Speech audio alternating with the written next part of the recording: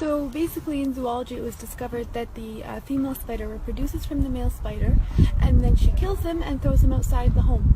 And then when the kids grow, they also kill the mom spider and they throw her outside the home. Technically it was discovered that the spider's home is the most bizarre home, it's the worst home ever built. And it was described in the Quran in one verse. In Surah Al-Ankabut verse 41 it says, "And those who take allies other than Allah is like that of a spider who takes a home. And indeed the weakest of homes is the home of the spider, if only they knew," is how the verse ended.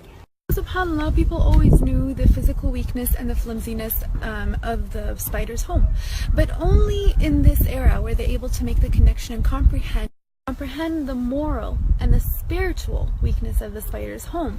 Hence why at the end of that verse it says, "If only they knew." Still, Allah subhanahu wa ta'ala had named an entire chapter, an entire surah after this creature. Spoke about the actual spider in one verse.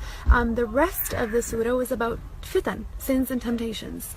Literally, the second verse in Surah Al-Ankabut says, Bismillahirrahmanirrahim, and do people think they're going to say we believe, but they're not going to be tempted or tested or tried? Technically, what's the connection between sins and temptations and the spider's home and the spider's web? Why was that connection made in the Quran? If we actually ponder into it a little bit, we'll realize that the connection and the battle and the intertwinement of fitan and temptations is figuratively, it's like the spider's home, the spider's web.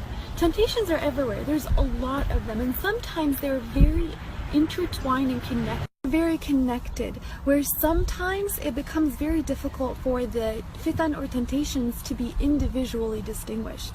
And that's why the comparison was there. A human who falls into the trap of temptation and sins is like a human who figuratively falls into a spider's web, technically. Here's the thing, if we decide to leave that trap through seeking our Lord with His power and our will, that trap becomes very weak. Just like the spider's web, it gets demolished with the touch of a finger. SubhanAllah, I just thought that connection in the Quran was very fascinating, very interesting. May Allah protect us from any fitan and temptations.